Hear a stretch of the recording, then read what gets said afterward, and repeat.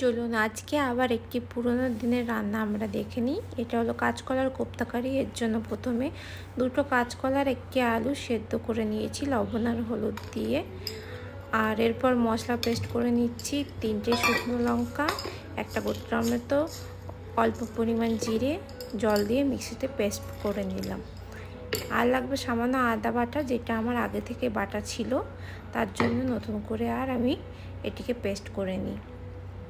এরপরে ওই আলু আর কলা চটকে মেখে নিয়েছি।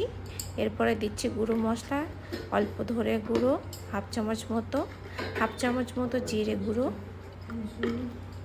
আর দিচ্ছি আমি এর মধ্যে সামান্য পরিমাণ লঙ্কা গুঁড়ো,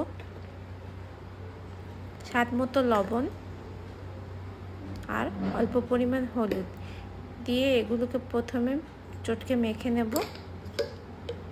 মেখে নিয়ে সব কটাকে তারপরে এর মধ্যে দেব অল্প পরিমাণ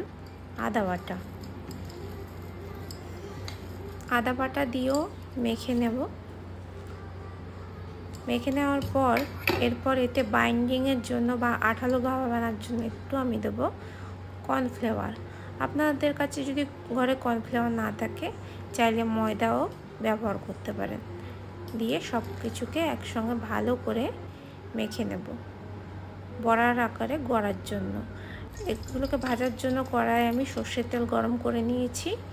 নিয়ে একটা একটা করে চ্যাপটা করে বড়ার আকারে ছেড়ে দেব। আপনারা চাইলে গোল গোল করেও ভেজে নিতে পারেন। চলুন সব কটাকে ছেড়ে দিই। সব কটা বড়া আমার দেখুন দেওয়া হয়ে গেছে। এরপরে আমি কিছুক্ষণ এগুলোকে ভেজে নিয়ে উল্টে দেবো। এগুলোকে উল্টে দিচ্ছি সবগুলোকে একে একে।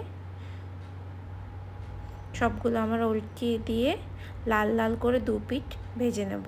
দেখুন কি সুন্দর লাল লাল ভাজা হয়ে গেছে। এগুলোকে নামিয়ে নেব। নামানোর পরে যে তেল বাকি থাকবে তার মধ্যে দেব আমি গোটা জিরে ফোড়নে।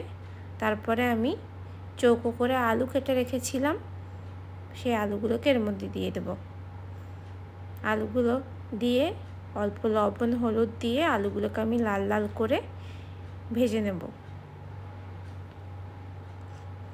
দেখুন আমার লাল লাল করে কি সুন্দর আলু ভাজা হয়ে গেছে। এরপরে এর মধ্যে দিয়ে দেবো বাটা মশলা দিয়ে ভালো করে মশলাটাকে তেল না ছাড়া পর্যন্ত কষিয়ে নেব। মশলা কষানো দেখুন আমার হয়ে গেছে। এরপরে দেব আদা বাটা। প্রথমে আমি আদা বাটা দিইনি, কারণ আদাটা যদি বেশি কষানো হয় অনেক সময় তেতো হয়ে যাওয়ার সম্ভাবনা থাকে। তারপরে এটিকে অল্প কষিয়ে আমি পরিমাণ মতো জল দিয়ে দেব। একটু ঝোল বেশিই দেবেন, কারণ কলার বড়াতে ঝোল টানে। এরপরে আমি অল্প পরিমাণে হলুদ আর অল্প পরিমাণ লবণ দিয়ে দিলাম। লবণ দিয়ে ঝোলটাকে ভালো করে ফুটতে দেব, আলু যাতে সেদ্ধ হয়ে যায়। এর জন্য আমি একটুখানি ঢাকাও দিয়ে দেব। দেখি চলুন আমার আলু কত দূর সেদ্ধ হলো। দেখুন আলু সেদ্ধ হয়ে গেছে। এরপরে আমি বড়াগুলো এই ঝোলের মধ্যে ছেড়ে দেব। আর আমি ঢাকবো না, গ্যাসের ফ্লেম বাড়িয়ে একটুখানি ফুটতে দেব। বড়াগুলো কি সুন্দর দেখুন আমার ফুটে উঠেছে। এরপরে এতে স্বাদ মতো অল্প একটু চিনি দেব। চিনি দেওয়ার পর গুঁড়ো গরম মশলা দিয়ে আমি এই কাঁচকলার কোপ্তা কারি নামিয়ে দেব।